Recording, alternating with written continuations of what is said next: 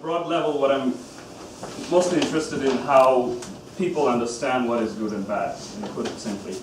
How do we go about our day-to-day life and figure out, what is good and what is bad? And it could be from religion, it could be from family, it could be from, friends, society.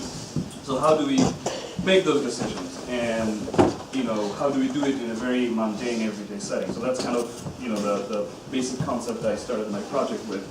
And then I got interested into how Muslims in the United States deal with these kind of issues in a non-Muslim, multicultural, in a global setting here in the United States. So I did my interview and research a neighborhood. You might be familiar with that neighborhood in Chicago, West Rogers Park. It's in the north side of Chicago. It's predominantly a South Asian neighborhood there. So I did some interview and field research there, and the basic idea that I'm trying to provide in the dissertation is that Sharia is an abstract concept, but in a very day-to-day life, people are, using it, following it in a very, everyday setting, like eating, praying, going to the shop, going to wedding festivals, and just everyday settings that, we all partake in. So the idea of the project is sort of bring those things out and sort of give this big idea called Sharia that everybody talks about to give it a more concrete examples and details. So that's basically what the dissertation I'm working on. And today my goal is to kind of give a broad overview about Sharia. I'm assuming that you are somewhat familiar with Islam or have some interest, and the goal, I'm hoping that at the end of the lecture you will have a more broader understanding or some sort of critical understanding of what Sharia is and the complexity and the beauty and the broadness of the system and Islam in general. And later when you come up with news items or something that you look up about Sharia, you will probably have more interest to dig in deeper and understand it better. So before I go into detail, let me pose you this question. 300 people were in a boat, sailing on the ship. They realized that their safety was at risk, and the lives of the majority could only be saved by throwing 10 people overboard. Whatever the reason, that's what they need to do. Would it be morally right to kill 10 people in order to save the majority? What do you think? If the 10 people volunteer to do it, then I think it'd be okay. Okay. Chris, leave no good or bad answer, just anything else? I feel like it should be okay because 10 people would die anyways if they don't jump overboard. Okay. But why choose those 10 people out of all the 300? I guess if they volunteered, that would be fine. Yeah. Some reason to choose. So hold on to those thoughts. Anything else? Any other ideas? What if no one volunteers? Yeah. What if not volunteers? I think with these situations, people often get stuck in the circumstances and don't question, what was imposed on them. And, for example, if somebody holds a gun to my head and says for me to kill somebody, it's not like I'm not doing something morally good or bad when analyzing whether I should shoot the person. The real question is, why is that guy holding the gun to me? So, I don't know if that made any sense or not. I think the circumstances are something to be further analyzed in these situations. So you would question why there were 300 people in the boat Yes. with their safety being at risk. You would like to remove that situation to start with, is what you're saying. Yeah. However, we can't always avoid it. Several Perhaps they examples. should volunteer. Okay, well, hold on to these thoughts. We're going to come back to this at the end of the lecture, so we will see how this broader concept of Sharia will help us to at least deal with this question. So just some general interaction. So the term Sharia is an Arabic term. One of the translations out there is the path to be followed. And a simple way, basically, it refers to a number of legal and moral injunctions. And the primary sources of this is the divine revelation, of course, the Holy Quran, the Holy Book for Muslims. And there are secondary sources that are part of this system, the Sharia. Sunnah, that's the tradition and customs of Prophet Muhammad, peace be upon him. Ijma is the scholarly consensus, and qiyas or analogy. So the last two is basically after people read the divine revelation, after they looked at the prophet's life, then there are also unanswered questions. There are other new things that come up in our society. So that scholars get together, they decide that based on these two, the primary and secondary sources, we will decide A, B, or C as the law. And then there's analogy. So they would come up with a situation that is described specifically in the Quran. Let's say, alcohol is prohibited, but there's no specific things about, say, cocaine or other drugs. But they will draw an analogy because alcohol is bad, that's why it's prohibited. So, the drugs are bad, and in that way, drugs are prohibited as well. So there are different cases that the scholars kind of do this, apply these methodologies to come up with Islamic law. So just a brief historical context about Islam in general and where this Sharia fits in. So the Prophet Muhammad was born in 570 and died in 632. And around 610, when the Prophet was 40 years old, he received his first revelation by an angel Jibril. And then it was written down by his followers and compiled some years after his death. So what we know as the Holy Book, the Quran, in the format we wrote right now, was compiled and written down, as the tradition around that time was mostly oral, so most of the things were transmitted orally. And then I'm jumping, 200th century there, lots of things happened. The empire expanded, people moved. By 9th century, there's tons of important legal scholars developed basically a comprehensive theory and methodology of legal interpretation. And these scholars moved away from Arabian Peninsula. Some stayed in Iraq, some went to North Africa, some went all the way to Spain. So huge geographical and cultural scope, people traveled, and within that time a sort of a system developed. And based on that system, the study of Islamic law or Islamic jurisprudence came about, which is now at fiqh. So basically, any text we read, either divine or not, any text we read, there is always an interpretation. It could be Quran, it could be Bible, it could be Constitution, it could be a novel. We come up with our own interpretation. So here, basically, when we talk about Sharia, at the end of the day, we're actually talking about human understanding and interpretation of such a divine law. And that is, basically, we're human, that is subject to change. The divine law is not, but fiqh, which is how we understand the divine law, is subject to change and also subject to debate and consensus. And then there's the term fatwa, which is basically the application of Sharia, which means that someone who has the training and understanding of Islamic sciences and Sharia can provide opinion. In most Islamic traditions, these opinions are non-binding. Basically, that means that you can go to a scholar and seek an opinion, but there's nobody enforcing that opinion. It gets complicated when there's Islamic State that gets involved, but overall, in general, Muslim principle, most of this fatwa are personal basis. Basically, it's up to you to apply that based on the information that you receive from the scholar. And then, as I mentioned earlier, by the 9th century, the scholars kind of established what now we call madhabs, or schools of law. So basically, these scholars kind of studied the divine law and traveled and gathered information and came up with a methodology of prescribing how to lead our life as Muslims. And while many madhabs initially developed, only 4 remained by the end of 11th century: the Hanafi, Shafi'i, Maliki, and Hanbali schools, and all of which are equally orthodox and authoritative within Sunni traditions. And there are also other small madhabs within Shia and other traditions as well. There are only minor variations among these madhabs when it comes to doctrinal differences.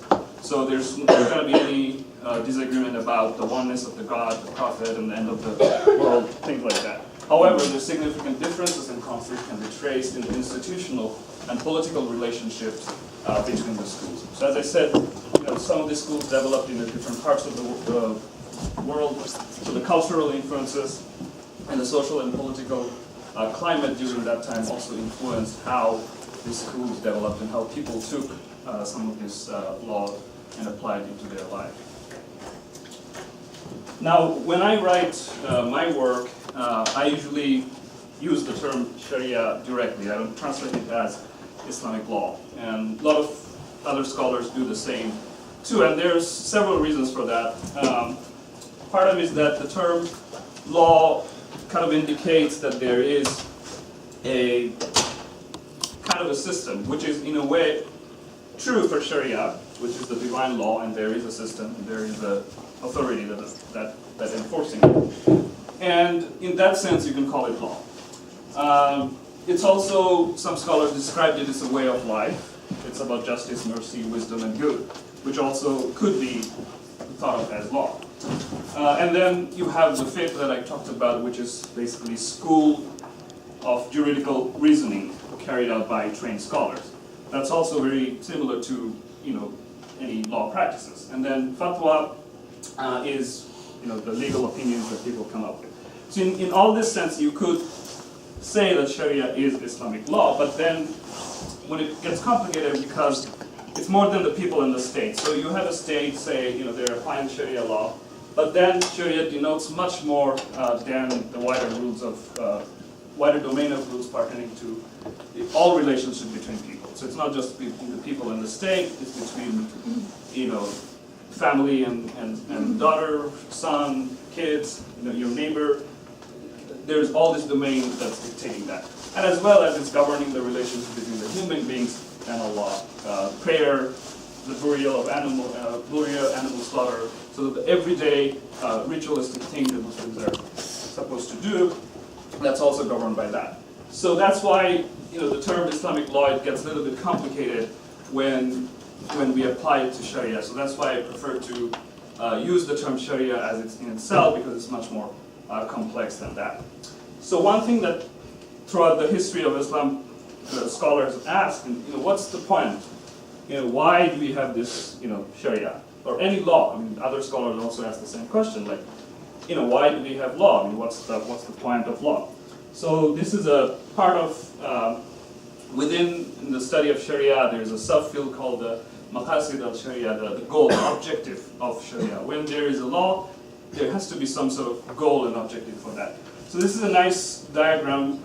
It's one of the interpretation of that Yasser Oda came up with. It's a very interesting book that came out in 2008. I highly recommend it. It's based on traditional scholarship. I mean, this is not something he came up with, but this sort of diagram is something I haven't seen before. So basically, there's three things that in the Maqasid happen. So the objective of law, scholars divide it into three: the necessities, needs, and luxuries. So the necessities are basic things that all human beings are required to have to live and fulfill life. And the first 5 things are that: preservation of faith, soul, wealth, mind, and offspring. And some scholars add the honor at the end, but mostly the first 5 is what majority of scholars agree add the necessity of that. So basically, you should, as a Muslim, you should preserve your faith, and soul sometimes it gets translated as life. So that's it's important to preserve life. Killing and other destructive things are prohibited, and as part of the law shouldn't make that a goal where killing and things like that are permitted. So that's why that's also an important necessity. Wealth, the context of wealth comes here as also it's translated as property sometimes. Basically, what you have is yours, and someone else cannot unlawfully take it from you, and vice versa. You also cannot take unlawfully someone else's property. So that way, wealth and property is an important necessity in this context. Mind, that's also sometimes translated as intellect. Basically, as a human being, Allah provided us intellect, reasoning, and that we also a necessary thing for us to use that. And offspring is also in the context of family, marriage, that everybody has to create a fulfilled life. Those are the necessary things that you need. And honor is the dignity of life that some scholars add at the end of this. And the needs are secondary of necessity, and the luxury are the things that help you to beautify your life after you fulfill the first two things. So it's always important to keep in mind when people are talking about Sharia that there's a purpose of all these things. It's not just abstract thing that people just read and follow. It has been studied for thousands of years, and scholars have come up with a way of understanding the divine law, interpreting them, and coming up with the goal and the philosophy behind this law, and how it helps to create a more just and equitable society. And this is also another good example, sort of helps you to understand some of these categories and see how it goes through. So for instance, the Revelation says alcohol is prohibited. By reason, we can understand, by experience we can see. If we don't have the Revelation, we can see that by experience also. But at the same time, these are the circle that is part of the goal behind the law that is embedded in the law. So for instance, alcohol causes harm in illness, there's psychological harm, financial harm, harm in drinking, harm in society. So all those things are not spelled out specifically in the divine law, but these are behind, why this law came about. So for all the specific laws that we have, anyone can come up with this kind of rationale and the goal behind this law to see, what was the objective of that. Now we go back to our question. This was actually posed by a very famous traditional scholar, Imam al-Ghazali, a towering figure in Islamic sciences, in one of his books on Islamic jurisprudence. Now he actually came up with that, no, you cannot kill those 10 people in the ship. And he applied these three steps to come up with this argument. The first of all was a universal argument, basically like, is killing those 10 people bringing any universal benefit? His answer was, no, it's not bringing any universal benefit, it's helping the majority, but because of the majority, it cannot be a good law if the majority thinks for the majority does not help the minority. So that's sort of a universal argument that he came up with. And then the necessity argument, which is again very important for the maqasid of Sharia. The benefit of those people on the board is not necessary to a degree to break another necessity and kill humans. So if you remember the diagram here, so one of the things is the soul, the life. So it is necessary, they came up with the argument that it is necessary to kill 10 people. But if we do that, we are violating one of the basic principles of Sharia, to not to kill people, to preserve life, to honor the dignity. So his argument is that one necessity to kill people and to save life, the saving life and the preservation of life outweighs the other necessity. So we cannot do that. And then questions that are we certain that Al-Ghazali was somebody who was very interested in the idea of certainty and uncertainty. Are we certain that killing those people will save the rest? Yes, you can come up with an argument, but how do we know that we kill 10 people now, and then down the road we might have to kill another 10? I mean, who knows where this will end? So these are the kind of the argument that scholars debate about to come up with an idea of how these laws came about and the arguments behind it, things like that. And at the end, I'm going to quote a verse from Holy Quran. This is a very famous verse, Surah An-Nisa, that sort of overlays the idea of justice in Islam in general and in the Quran. There's several verses of the Quran that talks about the justice, but this one sort of ties into the items we talked about before. O you who believed, be persistently standing firm in justice, witnesses for Allah, even it be against yourself or parents and relatives. Whether one is rich or poor, Allah is more worthy of both, so follow not personal inclination, lest you not be just. And if you distort your testimony and decline to do justice, then indeed Allah is well acquainted with all that you do. So the basic idea is that being just, being true to the law is very important heart of Islamic ideology and Islamic philosophy and Islamic life. And that is mentioned several times in the Quran, and throughout all the traditional scholars bring that out. And this is one example of that. So I think that's all I have so far. Yeah. Any questions?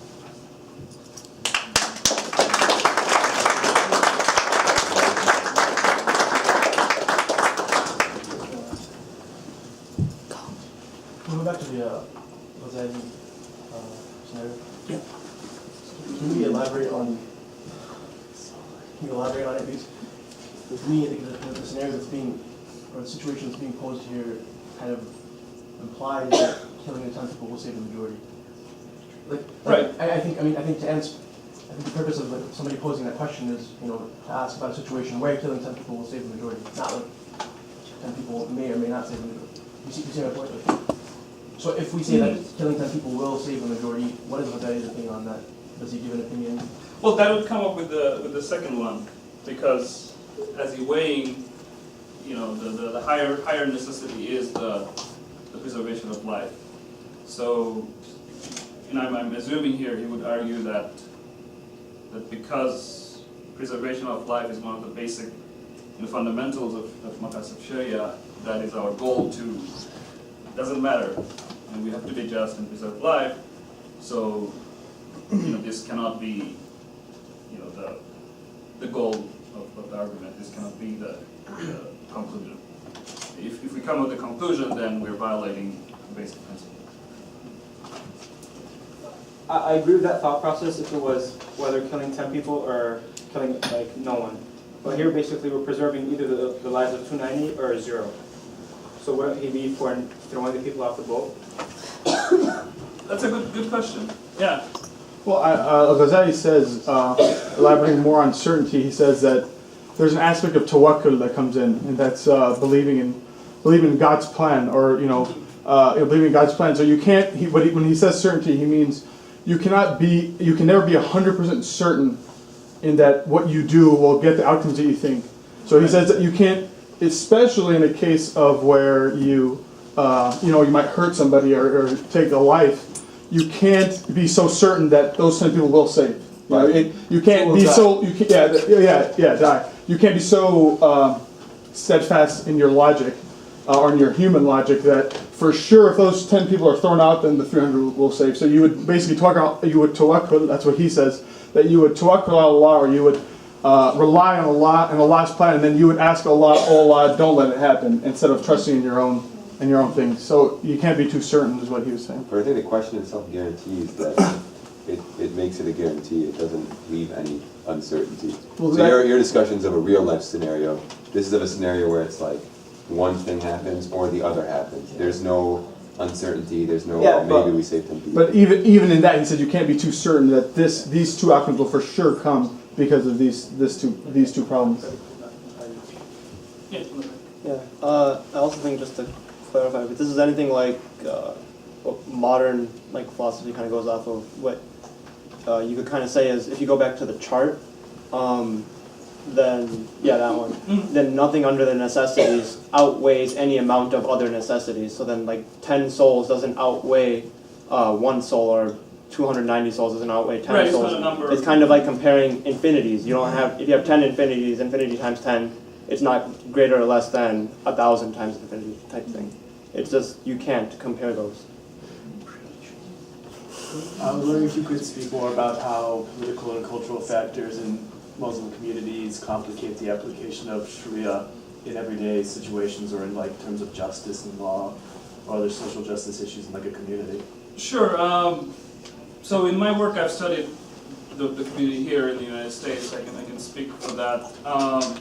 So for instance, when people talk about application of Sharia in the United States or any other non-Muslim countries, usually, most of the time they're talking about family law or financial law, transaction law.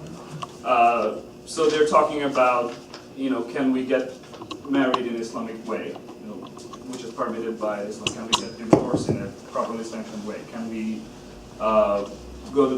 perform the wedding ceremony, perform the funeral ceremony, perform a financial transaction that are permitted by by Islamic law. So those are the things that usually most of the people, I mean, there are, radical fringes in the Islamic community that will hear, they will say, no, we have to have Sharia in the United States, but that's a, very on the other side. But most of the Muslims, if you talk with your neighbor, you talk with your friends, I mean, that's what Muslims are talking about when they're talking about application of Sharia law or application of Islamic law in everyday life. So basically, most of my interview was dealing with halal food in the United States. How do we make sure that we eat what we eat is halal? So that's very specific things that people do every day, but it's tying with a very particular section of Islamic law, and at the same time, it's tying with state and federal law, because animal slaughtering has to be followed some federal regulation. It has to go through inspections and things like that.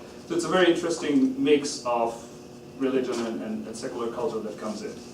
I don't know if that answers your questions, or I don't know, in terms of like, do people in their specific cultural context sometimes have different interpretations of how to apply the Sharia for different circumstances? Because I know from studying Jewish communities in the Lower East Side that in terms of like, speaking of like kosher foods, they came up with different interpretations of it. Yes, definitely. Of course, I mean that's one of the main points in my dissertation I talk about is the variation and different understanding. As I talked about before, even like in 9th century when the scholars traveled, they traveled far away from the Arabian Peninsula, and as far as they traveled, they also got influenced with the local culture. And in current times, the people I worked with in Chicago were mostly South Asian, Indians and Pakistanis.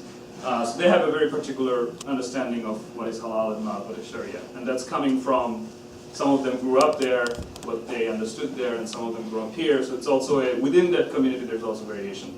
And then, if you talk with, people from Middle East, you will also find a difference. So definitely, yes, cultural settings, and at the same time, they bring their cultural understanding and religious understanding from where they came from.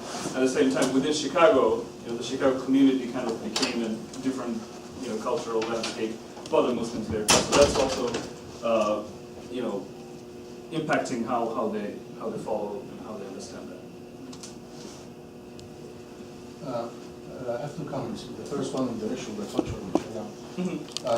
It's not fluid, which means the culture in Islam has a weight, but it has restrictions and has limits. If you can understand the Sharia as just as a box, and whatever, if you will go outside the box, you will violate the Sharia. So long as you are still inside the box, that's fine. You can restrict yourself, you can put some restrictions inside the box if your tradition or culture will impose that. So long as you're inside the box. If my culture will restrict me in the process of marriage, so long as I'm inside the box, that's fine. But if this will go outside, it's not acceptable.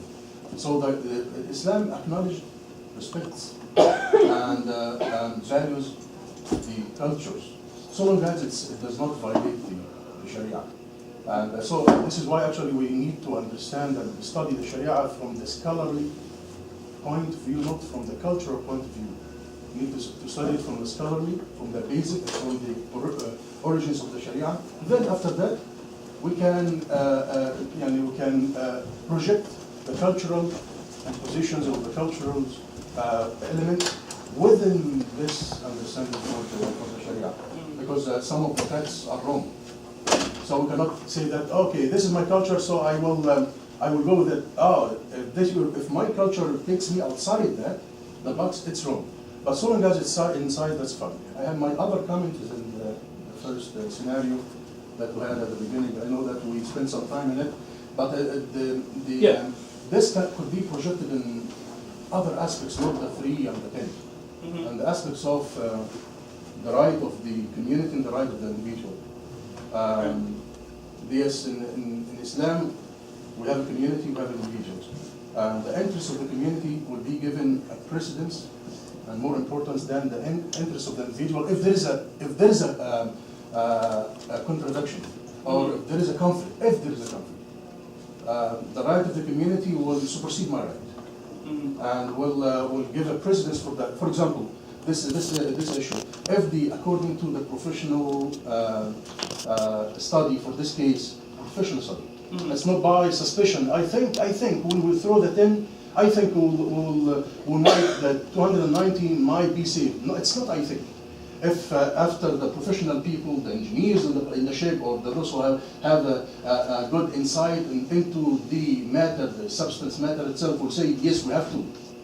In this case, the interest of the 290 supersedes the interest of the 10. And it happened, historically, it happened for Jonah, Yunus, the prophet Yunus, and Jonah, and exactly the same scenario.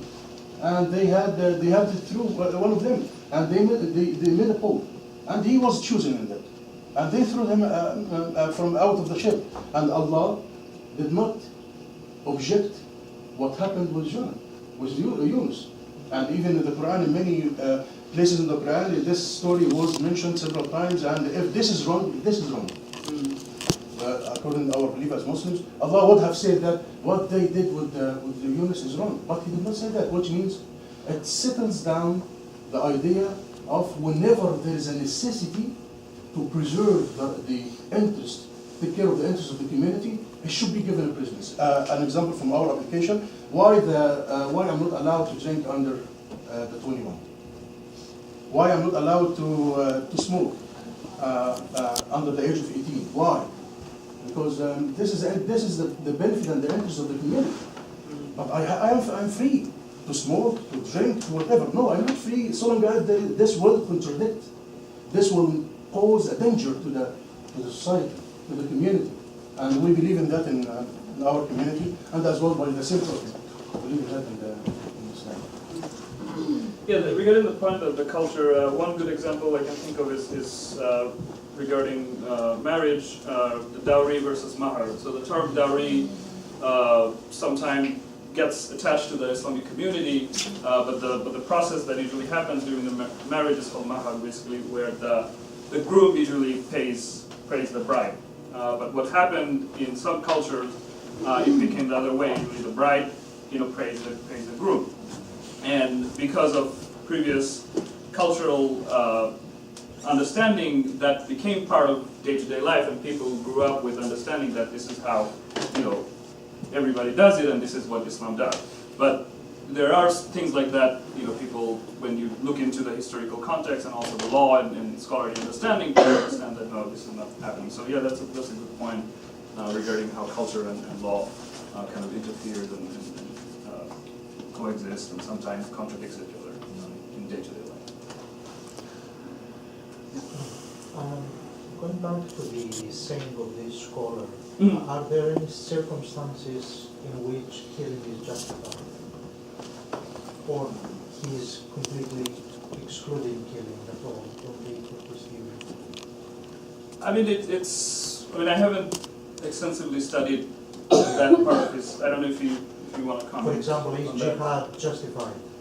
Of course, I mean, there is, scholarly literature about in what cases of jihad justified or not, and there's different types of jihad or not. But I think I don't know if somebody else can comment on that too. But my understanding is that I think the first objective is preservation of life and preservation of community. And if that fails, then you think about what's going on.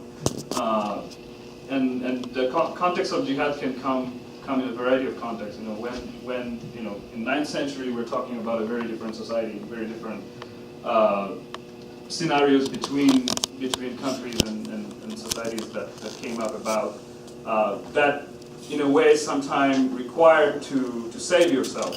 It's more of a defensive jihad, a defensive understanding of society. So if you have to preserve yourself, preserve your family, preserve your community, sometimes you do have to come up with that understanding to save yourself, to apply that. So it'll be very context specific to I don't want to venture on what Al-Ghazali will say, but it has to be very specifically context. I would say, just on the commenting of jihad, if you look at what Islamic law or Sharia is, that is the law of what the Islamic Khilafah or the Islamic nation had. So jihad was the term given to what a campaign would be, or some sort of taking part in a war. And there's lots of rulings based on what consists of jihad and when jihad is take place. Similarly, and that would just be the name of it. And nowadays you have a lot of people that are claiming that they're doing jihad or not.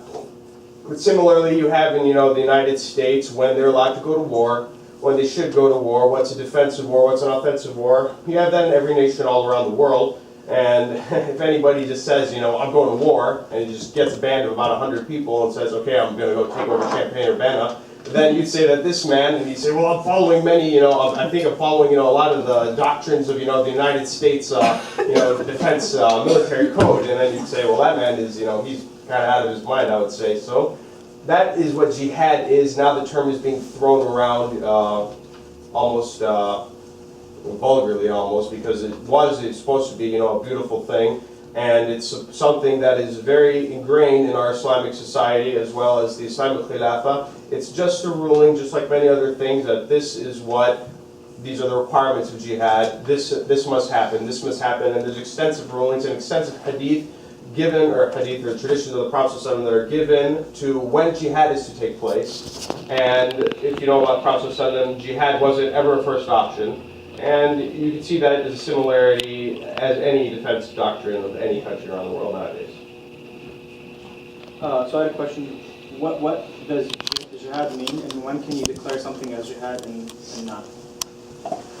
Well, the term basically means struggle. So it could be, there's personal jihad. There's daily struggles within yourself, within your soul. Like waking up for prayer. Doing something good. That's basically a struggle that we do every day within ourselves. So that is within Islamic understanding. That is the ultimate jihad that we do. We're doing that every day. So that's basically a war within yourselves between good and bad. So that's kind of the underlying philosophy of this struggle. And then, as this gentleman described very beautifully, so that when it comes to in a broader society within conflict, that's where it gets, in the context of actual war or actual fighting, depending on the context and the issues at hand. If I can add to that, the whole of jihad. This is one of the most misunderstood, and even if we say that Sharia word is a misunderstood in the States, and people are making big issue out of it, the word jihad is actually is worse in the misunderstanding, and it's very much Islamophobic, very much stereotyping, very much misunderstood, because actually the one who's using it, either he's using it out of ignorance or he's using it with a bad intention. But if we will check the Islamic understanding for it, and how many of the texts, whether from the Quran or from the traditions and the sayings and the actions of Muhammad, peace be upon him, and from even the scholars, and what the scholars dictated about that or said about that, you will find a lot of details that will restrain us, will not push us to do jihad, restrain us from doing it, to make it the last resort. When there is absolutely any way to preserve your life and your national security and your family, in this case, if you fail to use all other ways, okay, you have to do it. And I think this is a concept which is in every nation, every culture, in every community. And I remember a couple of years ago, the United States sent a group to assassinate someone in Yemen. For what? For the national security. The national security, I think many of us heard about it. And why? Because this is a national security for the country that needs to execute an operation outside the boundaries of the country, and no one objects to that. How about if you would like to save your own country inside your own land, and in a way that you will save your people and you will save your principles, and add to that too much of the details about it, that will keep it the last resort. So I invite myself and everyone, actually, if you would like to understand the word jihad that much, read about it, but try to, if you read from the Islamophobic side and background, as well read it from the other side, And you will find, and leave it to your mind to absorb both of them, so you will come to the correct conclusion about the word jihad. Leaving jihad behind, I was wondering if you'd like to comment a little bit more on the interaction of Sharia and culture, specifically with a few of the slides that you had at the beginning, where my impression was that culture actually comes in. Well, you mentioned that the divine law is not something that we have direct access to, except through interpretation. And it seems to me that that human interpretation is itself situated in a context and part of the culture. So that makes the relationship a little bit more complex, to my mind at least, Of course, yeah. I mean, than a box. I would say that it may not be so easy to be sure about the limits of that box, because the Sharia itself is not a given, because there is, it's an interpretation and apparently something that, as you said, is also subject to change, because it is a human interpretation of something that cannot be directly accessed in itself. Yeah. So how do you feel about the this? subject to change is based on these four categories. So if a scholar comes out and say now I proclaim it's okay to drink alcohol, that's not gonna fly, because historically, based on the divine revelation, scholars agreed that these things are not permitted. However, it might. If you go to one of your other slides further down, the reasons given for against drinking, one of the circular, is about all the harms that it can cause. Right. So if you can show that, for instance, one glass of alcohol cannot lead to all of those harms, it seems as if the prohibition has to do with the harms, but we know that the harms are only there if you exceed a certain limit. Even when you go to the doctor, there's an allowance of course, but the one or limit two units. is coming to your personal understanding of that. So This is, it's over here. This is actually something described specifically. So I do wonder, if in a few centuries this might actually Allah be subhanahu wa ta'ala says acceptable. that people ask you about various things like this, and they do have their benefits, but they have more negatives than their benefits. Their negatives outweigh their benefits, and that's why it's forbidden. But wait, the medical science does not prohibit drinking. So in terms of, and I'm not talking, there's this idea of an excessive amount of drinking and a glass, So which is reported and covered by insurance. Yeah, that's a great point. But what it comes down to is that in the Quran actually it says drinking has been made unlawful to you. As far as I understand, it was referring to palm wine, which was available at the time. So what I'm saying is that the word was khamr, khamr, which doesn't mean intoxicant, which actually means wine, and that was what's prevalent now. I mean, now we have various names for we have liquor, beer, and all stuff. Why you have so that's what I'm saying. reasoning of That that. culture is part of the interpretation from the start.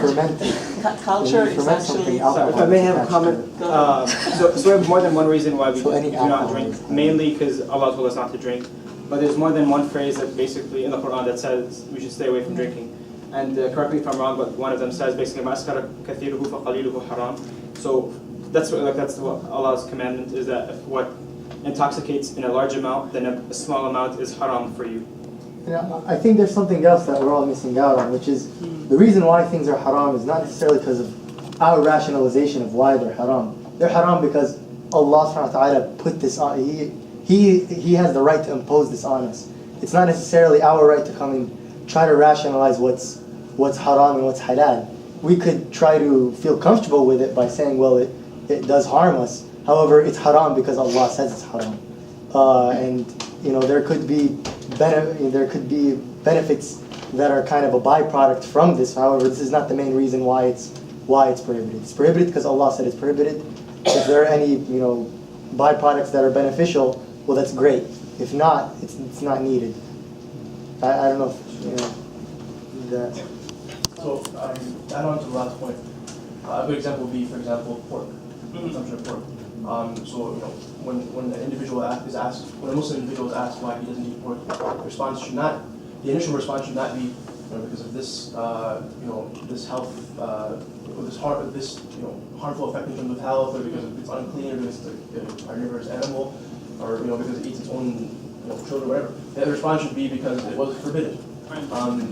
Because the problem that you run into if you don't follow that logic is, let's say the reason you don't eat pork is because it has some. I think it's like a worm that's in the flesh or something that causes some sort of disease. But what happens when they find a way to purify the meat? Is it all of a sudden permitted?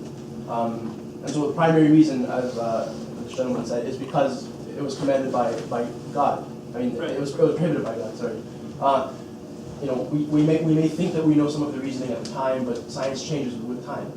So maybe 20 years down the line, the medical science will say that alcohol is very harmful, even on in a very small amount.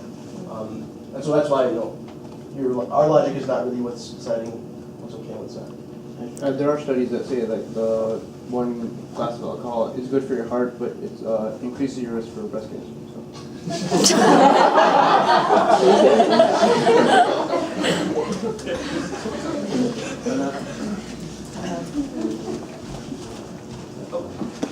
Additional that it was very scientific, human nature better than we know ourselves.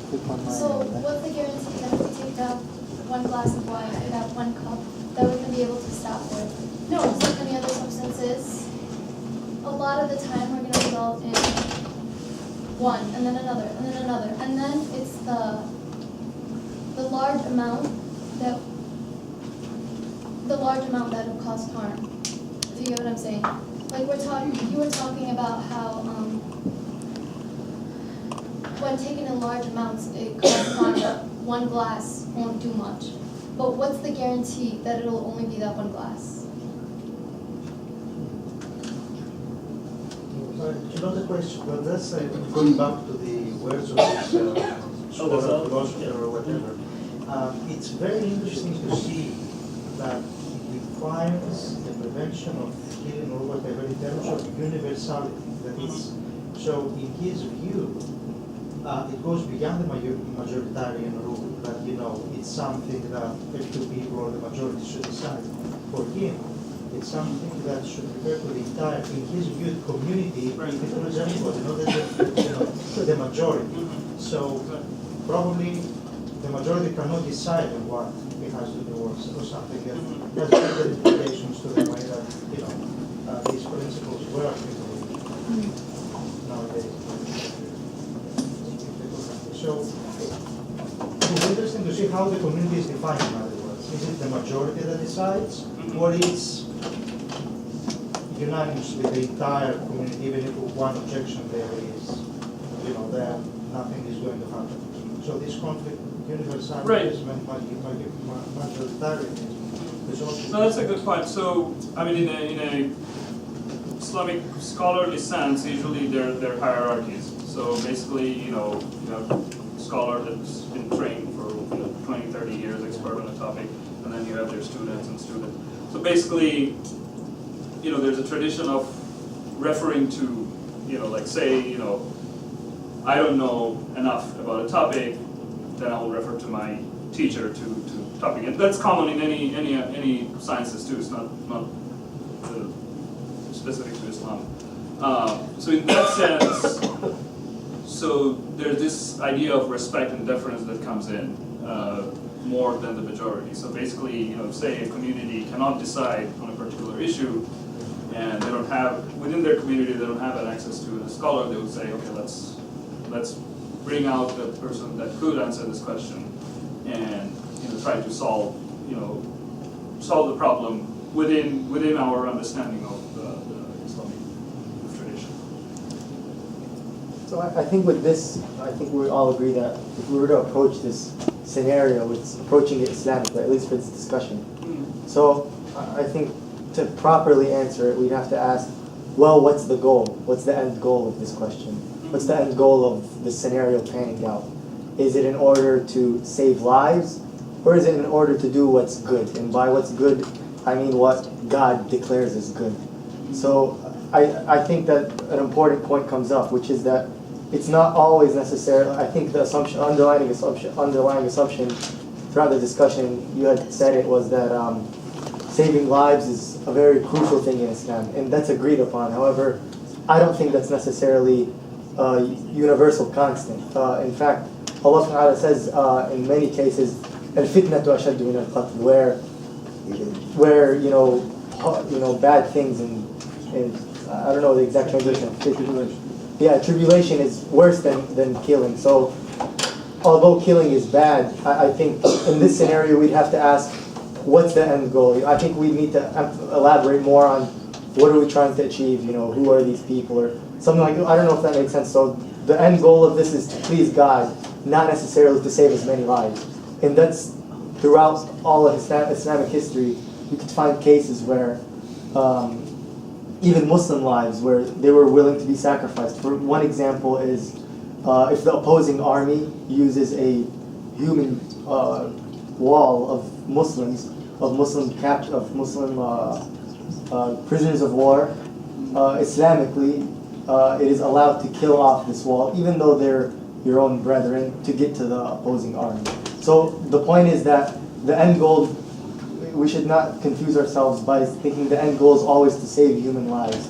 Although that's essential, but the actual end goal is to please God and to do what's right, as declared by God.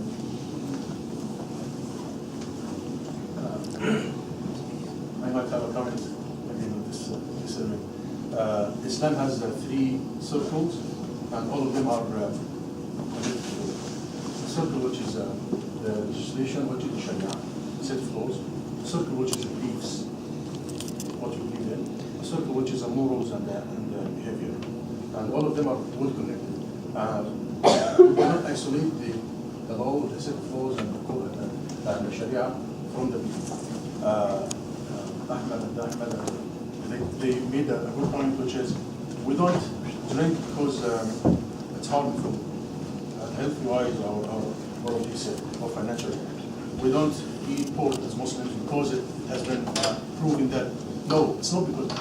First and foremost, because God said, don't eat, don't drink. And I will take one step back, actually, because this God that Muslims believe in is not someone like me and you that might be right, might be wrong. No, it's not a God that has a limited capacity, limited knowledge. We believe in God, Allah, that is unlimited in the knowledge and the capacity and the wisdom and that. So when this God that we believe in say, don't drink that and don't eat that, I will take it as a blind faith. And here, the blind faith is needed. And we should not question the word of God. But I can question your word, and you can question my word. I can question your judgment, you can question my judgment. But for God, for Allah, the one who created me and you and created everything, and He knows the best, and His limited, His knowledge is not limited. Like my knowledge, I should not question His knowledge. His knowledge. When He says wine or any kind of intoxication is not allowed, it's forbidden, this should be enough for me. If I found a reason to justify this, very good. But if I did not find a reason, it should not be a condition. Otherwise, 1400 years ago, when this Quran was revealed, while they did not see under the microscope all the bad, negative effects for the drinking and other effects for the financial effects for the usury and user interest, which is forbidden in Islam as well. No one was aware of all of that at the time. The state of the art of the knowledge and the science did not reach that limit, but they used the word of God as a blind faith, and we have to take it as well. But we can dig into, make a research, and we can dig into the reasoning behind it. But it's not because of that. And this is why, as Muslims, we will take it, and we will do our research after that to not to question it, but to be more stable and more confident about it.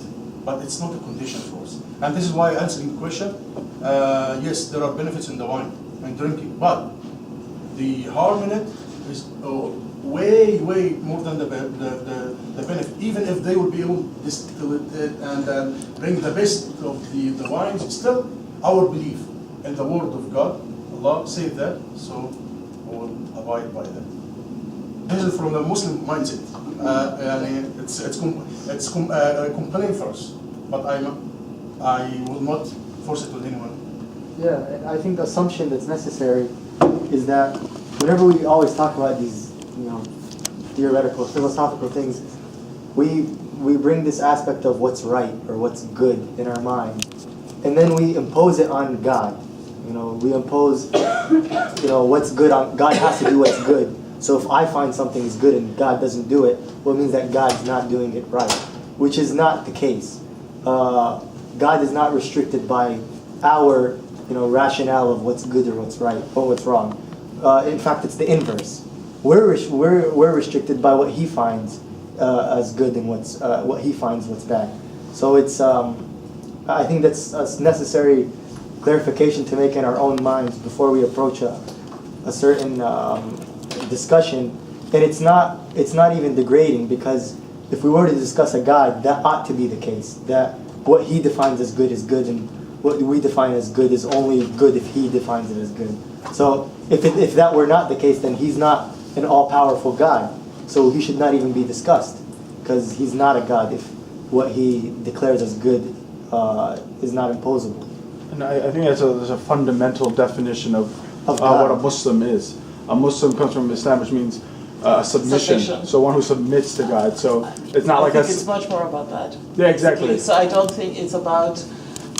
It's not about. It's about imposing certain prohibitions that test people essentially, and they're almost like trials to prove yourself, rather than. And certain things were chosen for that, but it could have been other prohibitions. It's not about the content of the But at the same time, we do believe that. However, the question came up in the context of to what extent culture is part of the interpretation in the first place. And I think just being very, very, very categorical about knowing exactly what God meant, or even expecting that God means in the same way that humans mean, and that when that's why I raised it in the context of your slides, which had the idea of the historical context and the fact that there's layers of interpretation and sometimes conflicting interpretations by the scholars themselves. That was the broader question that I wanted to bring up. Right, so let's try to... Yeah, I guess we have to wrap up as well. Right, well, reinserting this question into that framework that you presented. And that's how any classical Islamic Islamic legal scholar approach this issue. Right. So if you have an unambiguous nas, right, an unambiguous statement in the Quran that a particular thing is prohibited, well then your job is done. There's nothing more to discuss, right? And there is that explicit nas which says that khamr is prohibited, therefore that's the end of the discussion. When it comes to other substances that the Quran doesn't explicitly mention, or the hadith don't explicitly mention, you mentioned cocaine, hashish, something like that, okay, then you have to make a rational inference. And the whole legal tradition agrees that there's less certainty in any time you make that kind of move. There's less certainty, so we just have to sort of try to come to a consensus. On the case of khamr, there's no doubt, right? We have this clear nas. There's no ambiguity. Now, as you mentioned, and this is just historical fact here. Most people, this is an extremely, extremely, extremely minority position that happened in the early Islamic community. And it came out of a move of sincere piety, as a matter of fact. We have to be as faithful to the literal meaning of the Quran as possible. Right? This is an early Hanafi minority position. Khamr, there's a lot of reason to suspect that khamr is specifically grape wine. Right? So this minority Hanafi view which says, okay, well, what about date wine, nabid? What about that? There was a minority position that said, well, maybe nabid isn't all outright prohibited. Right? God would have said nabid if he meant nabid, but he said khamr. We want to be faithful to God's words, so maybe nabid is okay. Well, now we have other nusus, other texts, which say that drunkenness is prohibited. So we can't go all out with palm wine, right? That's not allowed. But maybe one glass of palm wine is okay, right? This early minority school did have this opinion for a time. Ultimately, they decided that it wasn't wise, and they threw it out. And Hanafi school, completely consensus in the Hanafi school today that all kinds of intoxicating drinks are prohibited. Now, part of the reasoning behind this was, well, if we open this door for 1-2 drinks of palm wine, that's going to potentially lead to fitna. That's going to potentially lead to drunkenness. That's why there's a wisdom in just outright prohibiting it. And if you just look at South Asia today, just look at modern discourse, you find all sorts of Muslims in the contemporary South Asia justifying getting completely drunk on the basis of somebody having dug up this old opinion and saying, guess what? Yeah, we're South Asians. South Asian Muslims always drink, and it's okay, right? They use that as an excuse to justify their own passions, right? So arguably, the wisdom that this early Hanafi school had was spot on, right? Because now people are precisely using it as an excuse to do things that are explicitly prohibited in the Quran. Right? But that diversity of legal opinions is very, very important to recognize. Right? There's so much diversity throughout Islamic history, especially in law, because the Quran only says so much. When we get cars, when we get new technologies, we have to, law is organic, right? But we do have these broad consensuses as well throughout history. I just want to say thank you everyone, and thank you Sharif for speaking today and for the contribution. You can give a round of applause.